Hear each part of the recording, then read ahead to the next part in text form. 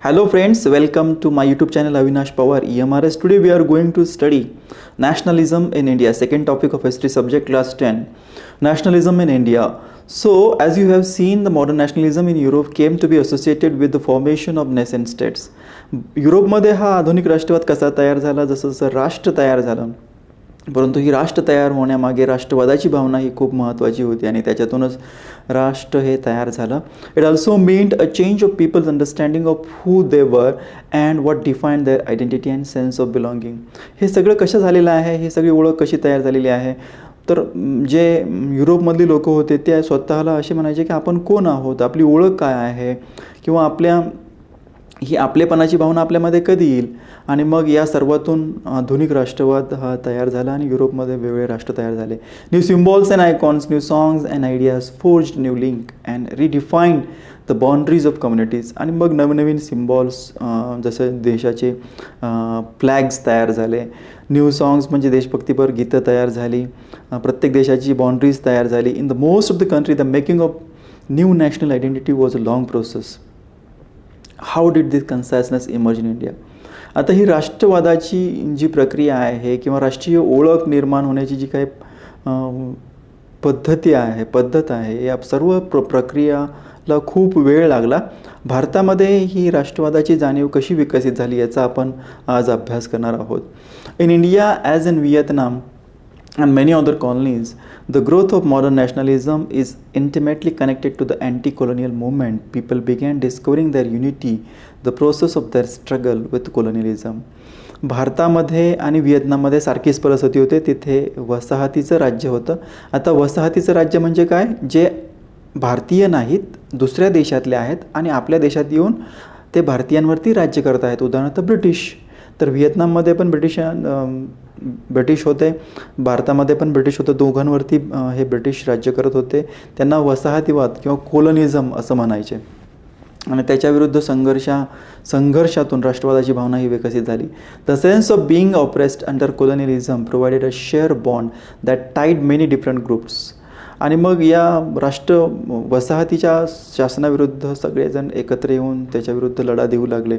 आणि मग अन्यायाची एक भावना निर्माण होऊ लागली होती आणि म्हणून याच्यातून अन्यायाला वाचा फोडण्यासाठी विविध ग्रुप्स एकत्र आले आणि या वसाहतवादाच्या विरोधात संघर्ष करू लागले. But each class and group felt the effect of colonialism differently. Their experience were varied and their notions of freedom were not always the same. परंतु प्रत्येक जो भारतीय होता त्याच्यामध्ये वेगवेगळे ग्रुप्स होते, वेगवेगळे वर्ग होते आणि प्रत्येक वर्गासाठी, प्रत्येक गटासाठी जी स्वातंत्र्याची भावना जी आहे प्रत्येकासाठी वेगवेगळी होती.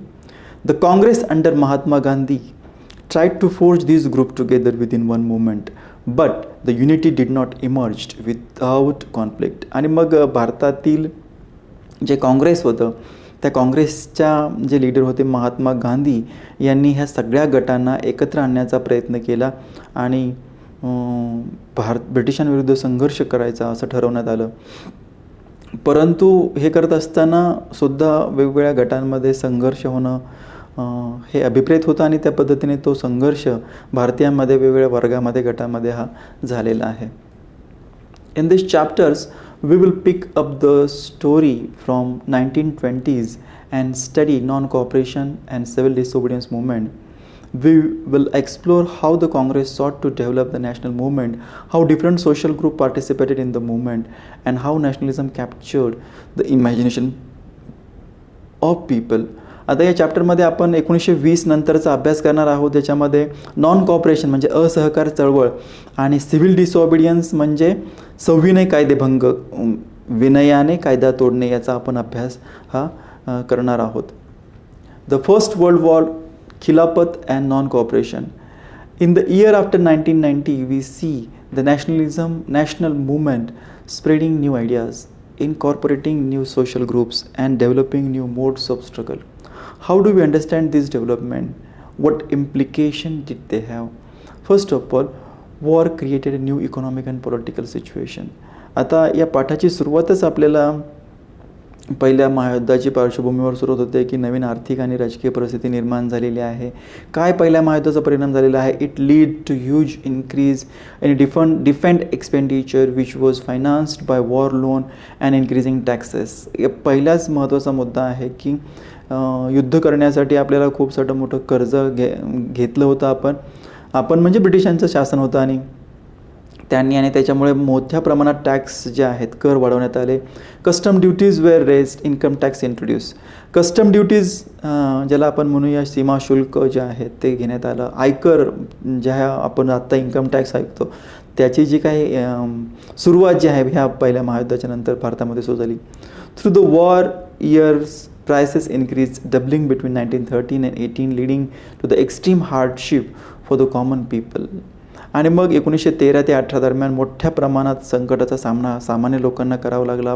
प्राइसेस ज्या आहेत त्या दुपटीने वाढलेल्या आहेत. Villages were called upon to supply soldiers and forced recruitment in rural area caused widespread अँगर. आणि अशातच भारतीयांना ज्या सामान्य लोकांना खूप सारे कर भरावे लागत होते आणि त्याचबरोबर आर्मीमध्ये भरती बळजबरीने केली जात होती आणि याच्यामुळे मोठ्या प्रमाणात राग हा भारतीयांमध्ये निर्माण होऊ लागला होता. Then in 1980 and 90 and 1920-21 the crops failed in many parts of India resulting in acute shortage of food. This was accompanied by influenza epidemic.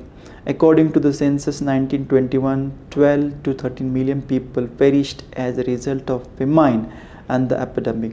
People hoped that their hardship would end after the war was over, but that did not happen. At this stage, a new leader appeared and suggested a new mode of struggle.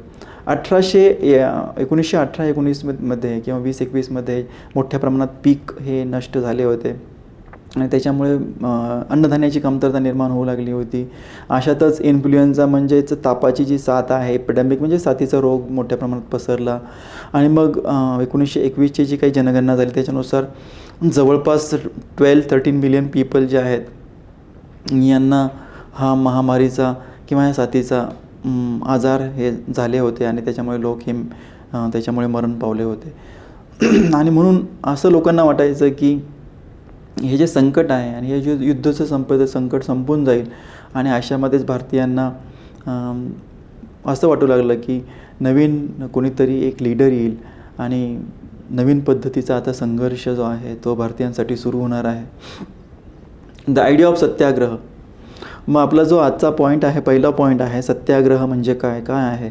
So Mahatma Gandhi returned to India in January 1915. As you know, he had come from South Africa where he had successfully fought the racist regime with a novel method of mass agitation which he called satyagraha. Mahatma Gandhi 1915ला South African परत आले आणि त्यांनी नंतर तिथे resist regime म्हणजेच जे काळ्या गोऱ्यांमध्ये कलर डिस्क्रिमिनेशन होत होतं, कलरवर भेदभाव केला होता, येथे त्यांनी तिथेच यशस्वी त्याने लढा पुकारलेला होता आणि त्याच्यामध्ये त्यांना सक्सेस मिळालेलं होतं आणि त्यासाठी त्याने जन आंदोलन हे उभारलेलं होतं. The idea of satyagraha emphasises the power of truth and the need to search for truth. आता सत्याग्रह म्हणजे काय? सत्याचा आग्रह धरणं, सत्याचा विजय हा नेहमी होत असतो, सत्याचा शोध घेणं हा त्याचा अर्थ आहे. It suggested that if the cause was true, if the struggle was against injustice, then physical force was not necessary to fight the oppressor. असं म्हटलं जातं की जर आपलं कारण हे योग्य असेल आणि आपला जो संघर्ष आहे तो अन्यायाविरुद्ध जर असेल तर शारीरिक जे बळ आहे त्या बळाचा वापर करून आपण अन्यायकारी लोकांना हटवू शकत नाही. So without seeking vengeance or being aggressive a satyagrahi could win the battle through non violence. आणि मग आपण ॲग्रेसिव्ह न होता, आक्रमक न होता आपण कसा लढा पुकारायचा आहे? Non violence. नॉन व्हायलन्स याचा अर्थ काय आहे? हिंसा करायची नाही, कोणाला मारायचं नाही. This could be done by appealing the conscience of the oppressors. आणि हे कसं शक्य होईल? जो अन्याय करणारा आहे, जे शासन, जे ब्रिटिश आहेत, ते ऑपरेसर आहेत, ते अन्याय करणारे आहेत, त्यांच्यामध्ये जाणीव निर्माण करायची. काय जाणीव निर्माण करायची? तुम्ही जे करतायत ते चुकीचं आहे अशा पद्धतीची जाणीव. People, including the oppressor, had to persuade it to see the truth instead of being forced to accept the truth through the use of violence. केवळ हिंसाच्या मार्गाने तुम्ही सत्याचा स्वीकार करायचा नाही. हिंसा केली, मारहाण केली म्हणून तर काय आहे, मग या ऑपरेसर जो आहे, जो आपल्यावर अन्याय करतो, जे ब्रिटिश शासन आहे, त्यांचं मन वळवायचं आहे की तुम्ही सत्य पहा, आमच्यावर अन्याय करू नका. By this struggle the truth was found to ultimately triumph. Mahatma Gandhi believed that this dharma non violence could unite all Indians. आणि महात्मा गांधीचा असा विश्वास होता, हे जे असहकार आहे हे नक्कीच भारतीयांना एकत्र ठेवील. After arriving in India, Mahatma Gandhi successfully organized Satyagraha movement in various places. In 1960s, he traveled to Champaran in Bihar to inspire the peasant to struggle against the oppressive plantation system. आता 1916मध्ये चंपारण्यामध्ये बिहारमधलं हे गाव आहे जिथं खूप सारे शेतकरी होते आणि त्यांना त्या मळ्यामध्ये काम करावं लागत होतं, लागवड करावी लागत होती आणि त्यांच्यासाठी हे महात्मा गांधी गेले. त्या लोकांसाठी त्यांनी तिथे संघर्ष केलेला आहे. In 1970 he organized Satyagraha to support the peasant of Kheda district in Gujarat affected by crop failure and plague epidemic. The peasant of Kheda could not pay the revenue and were demanding that revenue collection be relaxed. In 1980, Mahatma Gandhi went to Ahmedabad to organize Satyagraha movement amongst cotton mill worker. आणि 1917मध्ये ते खेडा गुजरातमधील येथे गेलेले आहेत. आता जी साथ आली होती, प्लेगची साथ आली होती किंवा पीक नष्ट झालं होतं, दुष्काळ पडला होता, अशातच शेतकऱ्यांना कर भरावा लागत होते, म्हणून तिथेही गांधीजींनी सत्कार केला की कर माफ व्हावा म्हणून संघर्ष केला. महात्मा गांधीजी अहमदाबादमध्ये 1918मध्ये गेले, तिथं सत्याग्रहाची चळवळ उभारली. कॉटन मिल वर्कर जे आहेत त्यांच्यासाठी त्यांनी सत्याग्रहाची चळवळ किंवा एक सत्याग्रह जो आहे ऑर्गनाईज हा तिथे केलेला होता.